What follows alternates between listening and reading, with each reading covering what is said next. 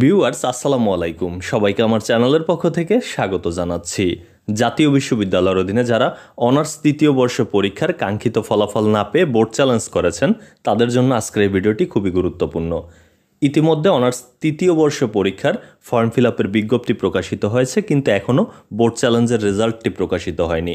অনেকেই যে চিন্তার মধ্যে রয়েছেন যে বোর্ড চ্যালেঞ্জ রেজাল্টের অপেক্ষা করব নাকি ফর্ম ফিল আপ করবো, এই অনিশ্চয়তার মধ্যে কিন্তু অনেকে রয়েছেন। আপনারা জানেন যে অনার্স তৃতীয় বর্ষ পরীক্ষার ফর্ম ফিল আপ চলবে আগামী 15 নভেম্বর পর্যন্ত। আমরা যতটুকু জাতীয় বিশ্ববিদ্যালয়ের নির্ভরযোগ্য সূত্র থেকে জানতে পেরেছি, এই 15 নভেম্বরের কিন্তু আগেই বোর্ড চ্যালেঞ্জের রেজাল্ট প্রকাশিত হবে।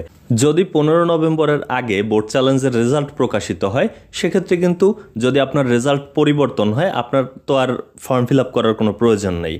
আর যে বিষয়টি যদি পরিবর্তন না হয়, সেক্ষেত্রে ফর্ম ফিল আপ করবেন। যদি কোনো কারণে রেজাল্ট 15 তারিখের আগে প্রকাশিত না হয়, তাতেও চিন্তার কোনো বিষয় নেই, কারণ জাতীয় বিশ্ববিদ্যালয়ের প্রতিটি পরীক্ষার ফর্ম ফিল আপের কিন্তু সময়সীমা বৃদ্ধি করা হয়। তার মধ্যে আবার অনার্স তৃতীয় বর্ষের ফর্ম ফিল আপের যে ফি নিয়ে একটা ঝামেলা হয়েছিল, সেজন্য কিন্তু বেশ কিছুদিন নষ্ট হয়েছে। সেক্ষেত্রে নিশ্চয়ই জাতীয় বিশ্ববিদ্যালয় কর্তৃপক্ষ 1 সপ্তাহ কিংবা 10 দিন কিন্তু ফর্ম ফিল আপের ডেট বাড়াবে। তাহলে বিষয়টি বা ডেটটি দাঁড়াবে কিন্তু নভেম্বর মাসের 25 তারিখ পর্যন্ত গিয়ে। আর তার মধ্যে অবশ্যই অনার্স তৃতীয় বর্ষের বোর্ড চ্যালেঞ্জ রেজাল্ট দিবে। তাই আপনাদের কোনো চিন্তার কারণে আপনারা অপেক্ষা করুন। বোর্ড চ্যালেঞ্জ রেজাল্ট পাওয়ার পর যদি রেজাল্ট ভালো হয়, সেক্ষেত্রে আপনার ফর্ম ফিল আপ করার দরকার হবে না ওই সাবজেক্টগুলোতে।